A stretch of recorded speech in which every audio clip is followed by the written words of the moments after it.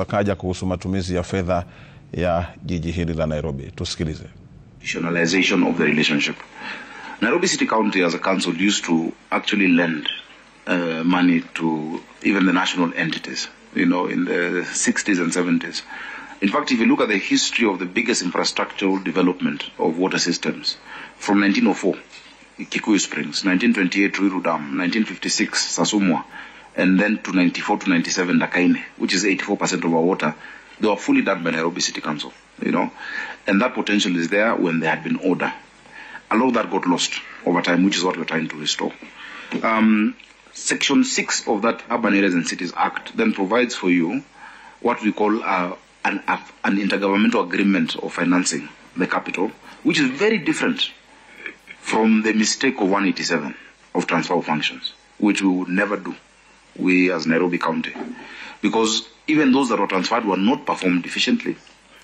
There's a huge pending outstanding liability of around 16 billion that needs to be sorted out, and I'm glad we agreed with the Auditor General that all of those remain at the executive office of the President to solve, because it was a national intervention. The Nairobians would possibly not have prioritized some of those things that they did and failed to pay, And so we want to work on that agreement, and we're currently doing, in terms of certain things. And I'll give you an example.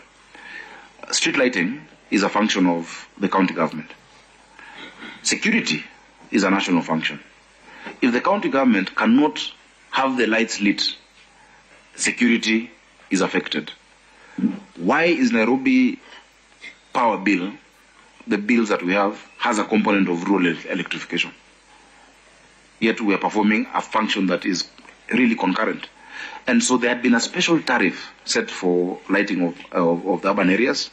I remember that had been negotiated. That will form part of this agreement. That yes, we will light all the streets in the city, but we will not pay as if we are selling electricity. It is not commercial. It is for security. And we want to do that. In fact, we are in talks to do another 100,000 street lights in the city. Currently we have 68,000.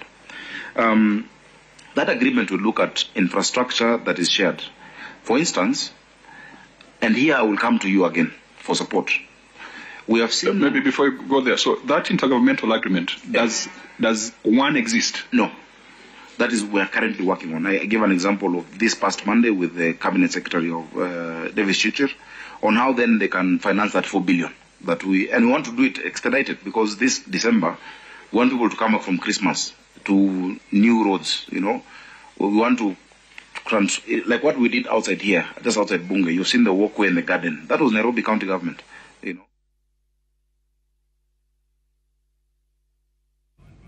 Huyo alikuwa ni Gavana Sakaja ambaye akitoa maelezo hapo mbele ya kamati ya bunge ya fedha kuhusu matumizi ya fedha ya jiji la Nairobi. Kutoka kaunti hii namba 47 tuelekee kaunti nambari 27. Maandalizi